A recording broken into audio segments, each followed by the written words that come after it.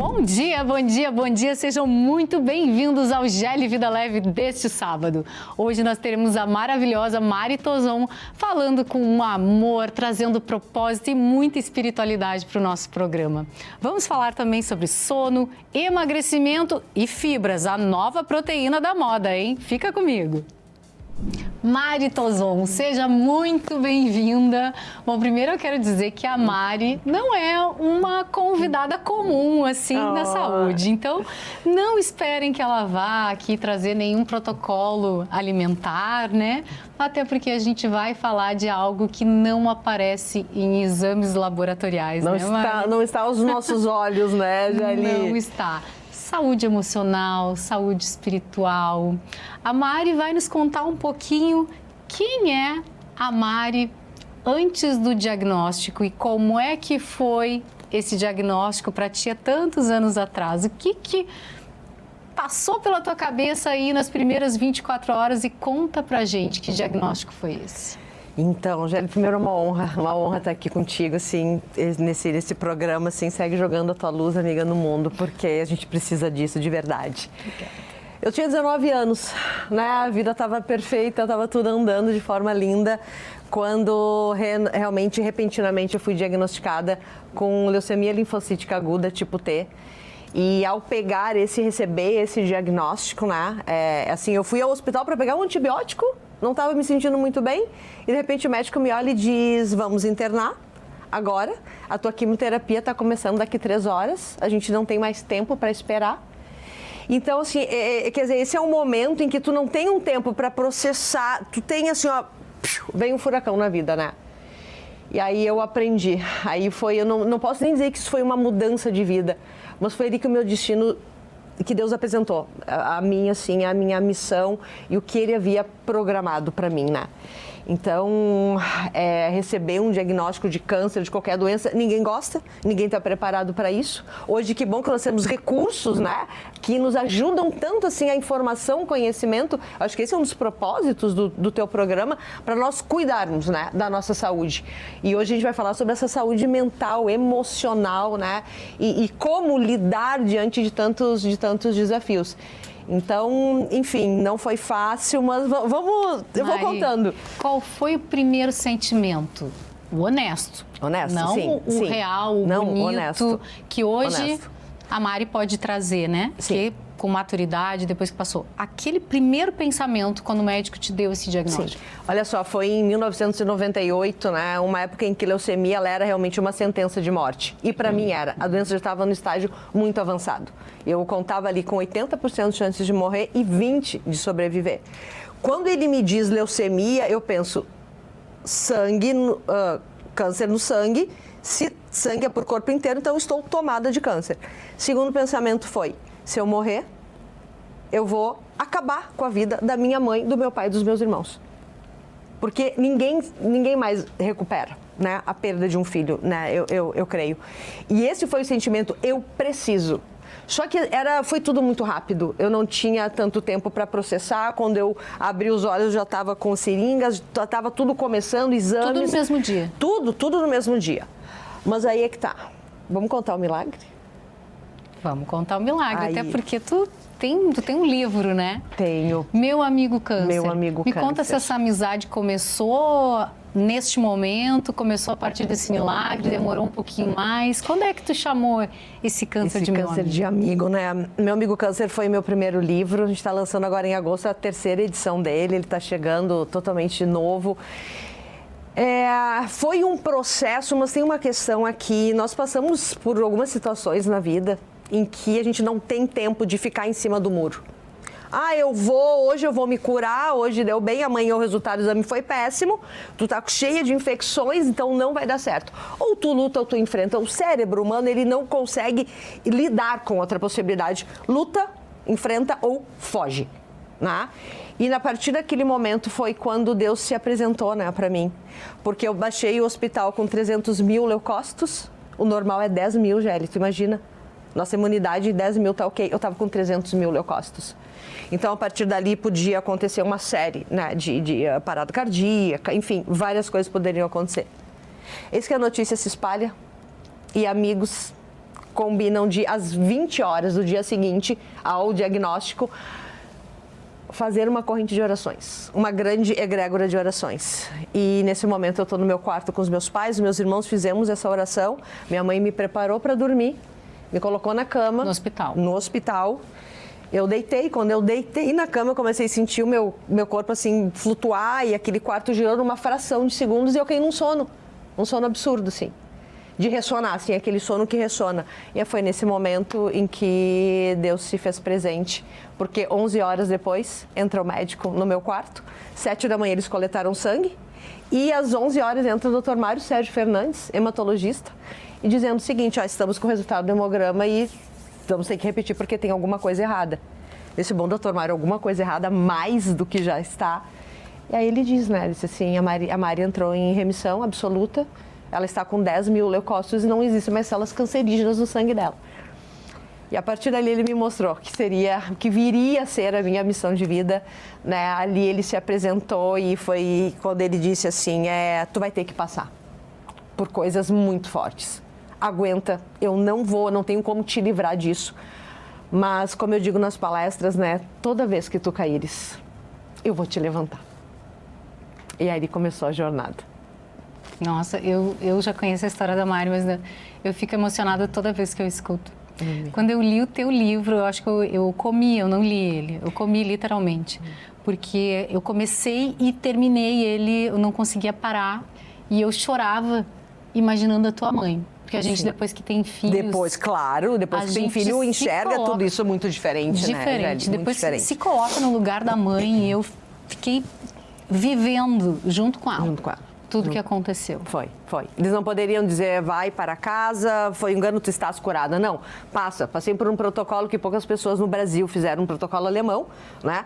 Tanto que foi tirado de extinção, foi colocado em extinção rapidamente, porque destruiu o corpo. Tanto que eu tenho, né, nos ossos uma doença que não tem cura, que é a osteonecrose, por isso as próteses total bilateral de quadril, por conta das doses cavalares que eu tomei de cortisona.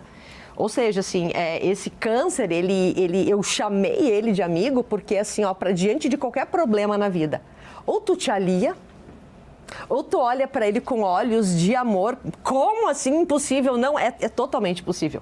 Isso é uma questão da nossa cabeça, da nossa mentalidade. E ali tu começa a ter chances reais de uma cura maior. Porque se eu fosse pegar aqueles 80% e mesmo assim com essa cura, o que eu passei de ter assim, ó, cheguei a ter 5 pneumonias diferentes ao mesmo tempo. O meu corpo, ele estava em frangalhos, o meu corpo estava destruído fisicamente. Mas onde eu digo, né, aqui e aqui, ninguém toca. Aqui e aqui, quem manda sou eu. E aqui era o único lugar que eu podia cuidar, né? E aí eu cuidei com muito amor. É impressionante, quando a gente tem fé, na verdade, nenhuma palavra é uma sentença, né? Não. Nenhum diagnóstico é uma sentença. Não, porque ele está acima, né? Porque ele está acima, né? E quando Deus está acima, pode vir qualquer diagnóstico, pode vir o que quiser. Ele estando acima, tu entregando, assim, o controle na mão dele, o que é extremamente difícil para nós humanos, que somos racionais, que queremos entender, compreender as coisas, extremamente difícil, mas quando tu confia num nível extremo de uma fé madura, de uma fé inabalável, que tu chega nisso, tu descansa. Mari, tu tinha 19 anos. Quanto 19 tempo anos. foi esse tratamento, essa luta? E em quanto tempo tu entendeu que tu veio com uma missão de levar essa palavra? Aí é que tá, Deus, ele é tão bondoso, porque ele vai aos poucos, né, nos preparando. Eu fiquei 9 meses internada no hospital, voltei 9 meses depois para casa, depois mais 2 anos de quimioterapia. E aí, quando eu voltei para casa, era um cenário quase desastroso, assim, porque os meus pais se separaram, a minha avó materna faleceu, eu tinha mais 2 anos de químio, a empresa única que nós tínhamos, nós fomos roubados, nos roubaram tudo enquanto a minha mãe cuidava de mim no hospital, então nós fomos a falência total e absoluta financeira, né? E tinha uma nova doença surgindo, que era a necrose, né? Então, eu volto para casa, assim, diante desse cenário, mas nós tínhamos o quê? Uma família ainda unida, né? Ainda tínhamos isso, né? E tínhamos fé.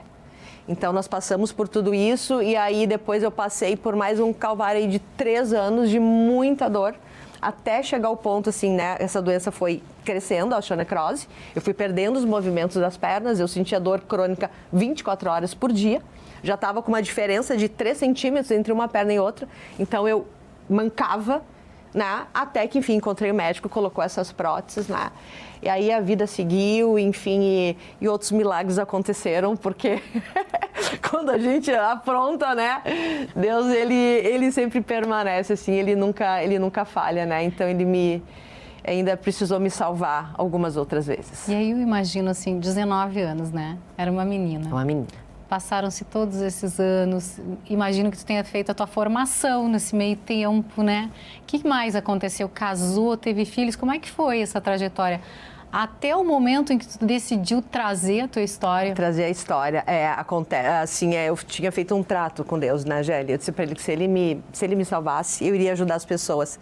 Mas não da forma que eu sempre ajudei, Cruz Vermelha, Liga de Combate ao Câncer, não dessa forma. Ele sabia.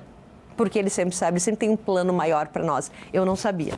Então, eu coloquei essas próteses de quadril com 22, 23 anos, né? Cada ano numa perna. A vida seguiu, 11 anos com as próteses, eu fui, então, começar a tentar ser mãe. Então, nessa jornada, eu digo, sou mãe de 4. Tenho nos braços a Maria e o Benício. Casou nesse meio tempo, Casei, né? O Rodrigo, estamos há 30 anos juntos. Passou por tudo comigo, tudo. Ele era estudante de medicina na época. Foi um dos primeiros a fazer o diagnóstico, inclusive, da leucemia. E aí nos casamos e aí, no momento de ter filho, fui ver que a quimioterapia, aquela violenta, tinha matado a minha reserva ovariana, né? Então, nós começamos o tratamento. Perdemos a primeira gestação, depois veio a Maria, aí depois perdi a segunda gestação e aí veio o Benício, né? E aí foi no parto do Benício, em que eu estive de novo entre a vida e a morte, porque o meu útero, ele parou de funcionar. Eu estava saindo do bloco cirúrgico, o médico olhou assim, o que é esse sangue pingando no chão, né? Tá muito vermelho, traz ela de volta. Eu disse, abriu um ponto, sério, 15 minutos, estou liberada. Acordei 9 horas depois entubada na UTI. Fiquei 3 dias lá, fui conhecer meu filho só depois de 3 dias, né? Então o útero parou de funcionar, só que não tinham bolsas de sangue no bloco cirúrgico para repor aquele sangue. Então as bolsas levaram cerca de 3 horas, então ali eu tinha a possibilidade de voltar em estado vegetativo ou morrer. Meu marido médico sai do bloco cirúrgico e disse, eu não vou ver ela morrer na minha frente, né?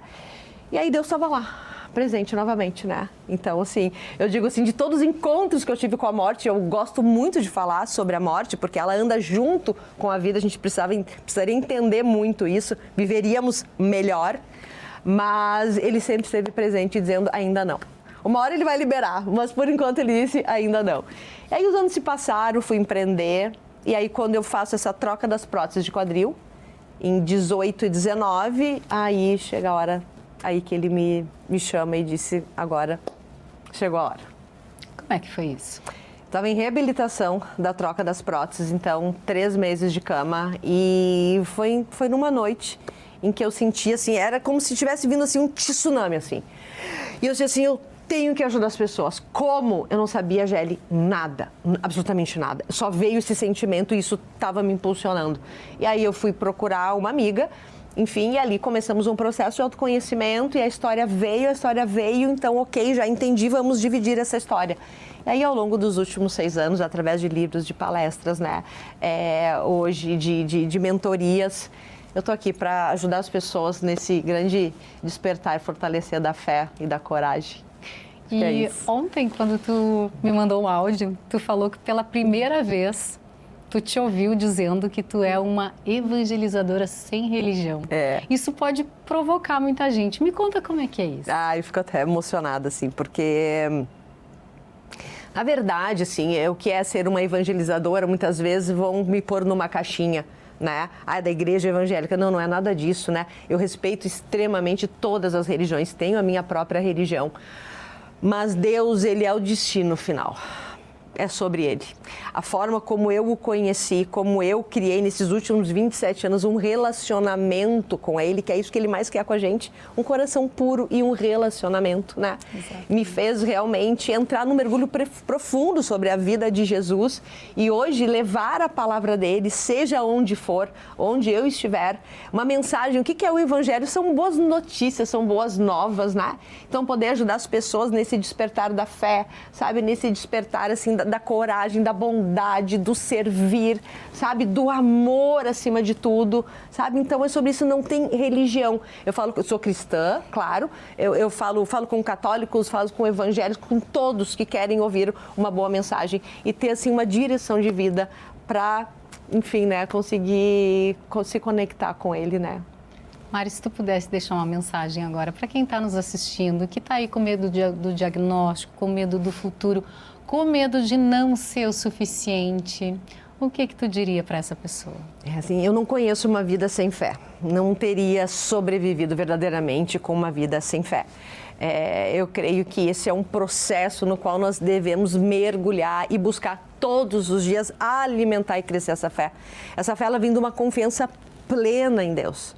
A maior forma de agradá-lo é confiar. No momento em que eu confiei e eu entreguei nas mãos dele as minhas dores, as minhas angústias, a minha gratidão por todas as coisas boas que nós temos e muitas vezes não lembramos, né, delas, de agradecer, eu entrego nas mãos, eu descanso. Faço a minha parte aqui, mas o maior sempre cabe a ele. E aí eu vou deixar Isaías 55:8, que rapidamente diz o seguinte: os seus pensamentos e os seus pensamentos e os seus caminhos, né, eles ainda são muito menores do que os meus pensamentos e os meus caminhos para você. Maiores são os céus do que a terra, então ele sempre tem algo muito maior para a gente do que a gente pode imaginar, é só confiar. Ai, que lindo, Mari. Onde é que as pessoas te encontram? No Instagram, Mari Tozon, no Spotify, temos o podcast, né, do segundo livro, que é um devocional, Jogue Luz. Então, no Jogue Luz com Mari Tozon no Spotify, no YouTube também. E acho que no Instagram, né, que é... E aqui com a gente. E aqui com a gente, com a Gelli. Que lindo. Obrigada, Mari. Obrigada, foi um prazer, meu amor. adorei. Obrigada. Amei. Cuidar da saúde vai muito além da alimentação e da atividade física. O sorriso é o nosso cartão de visitas. É assim que a gente se apresenta para o mundo. É a nossa autoconfiança da qual a gente transcende para quem a gente sorri. A Odontologia San Martin é quem cuida do meu sorriso há muitos anos. Eu sou paciente de lá e sou prova disso. Então assiste o vídeo a seguir e escaneie o QR Code na tela. Há 30 anos, a Odontologia San Martin é referência em saúde e estética do sorriso em Porto Alegre. Aqui você encontra todas as especialidades da odontologia e da harmonização facial no mesmo local, com planejamento integrado, tecnologia de ponta e profissionais altamente qualificados para lhe oferecer o melhor tratamento, o melhor resultado. A nossa nova estrutura foi planejada e projetada para oferecer o melhor conforto. Num ponto estratégico próximo ao Shopping Guatemi, nós reunimos tradição, inovação e excelência para entregar resultados que valorizam a sua saúde, a sua autoestima e a sua confiança. Odontologia San Martin, há 30 anos transformando sorrisos, autoestima e vidas.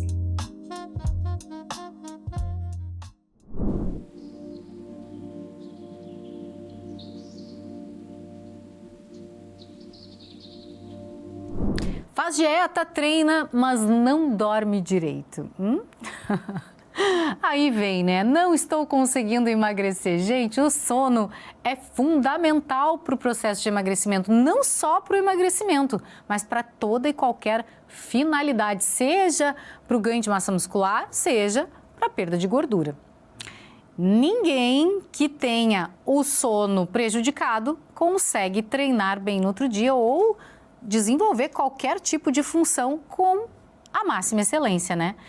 Quem não dorme direito, não trabalha bem, não tem disposição para o dia seguinte, muito menos para treinar com toda a sua dedicação e com toda a sua força, né? A hipertrofia, ela se dá muitas vezes pelo aumento da carga. Então, fazer progressão de carga, fazer progressão de treino, só faz quem está devidamente descansado. Então, toda vez que tu for pensar, o porquê será que os teus objetivos aí não estão dando muito certo? Por que não está vindo o emagrecimento do qual tu tanto luta, mesmo fazendo dieta, mesmo praticando atividade física? Olha para o teu sono, olha para a qualidade dele.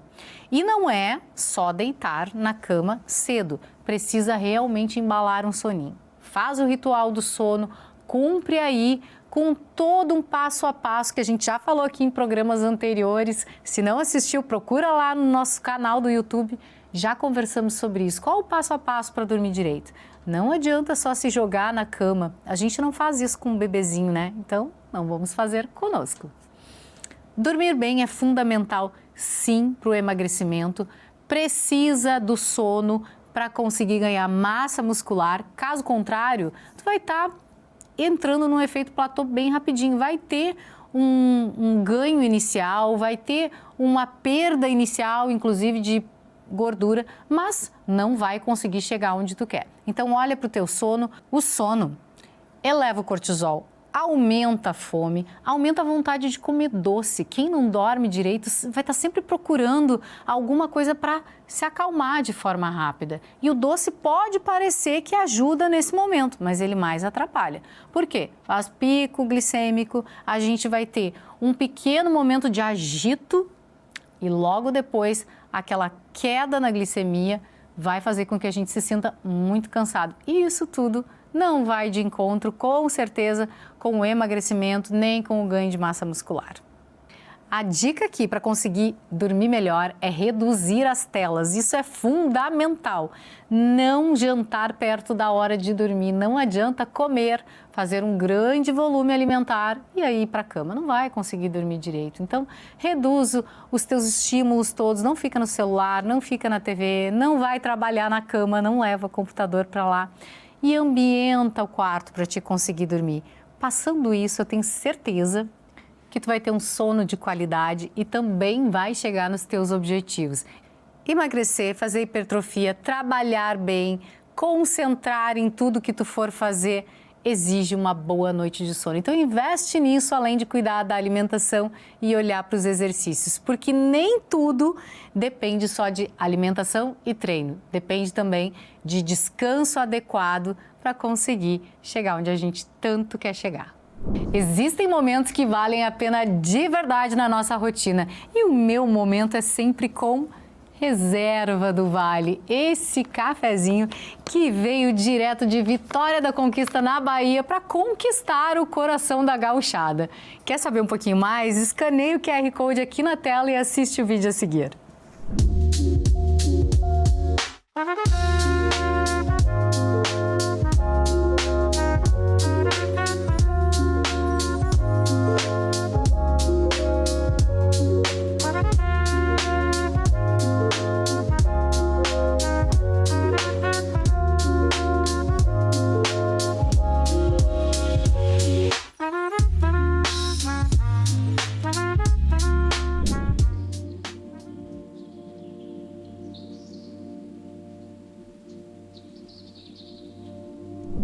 A fibra é a nova proteína do momento. Já viram isso?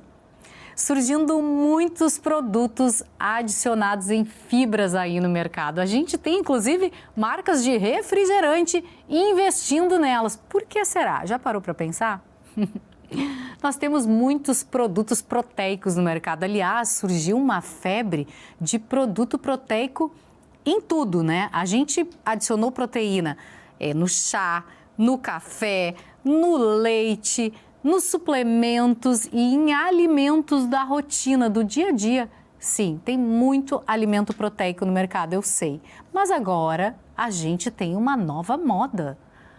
Alimentos ricos em fibras, dos quais tu nem imagina. Por que isso? Bom, com essa explosão que veio junto com as canetas emagrecedoras, surgiu um novo problema, que são os problemas intestinais. As pessoas começaram a reclamar que o intestino estava literalmente parando de funcionar por conta das canetas emagrecedoras, por conta das medicações emagrecedoras que diminuem esse trânsito intestinal. E o mercado teve uma sacada. Por que não começar a adicionar fibras em coisas nem tão saudáveis assim?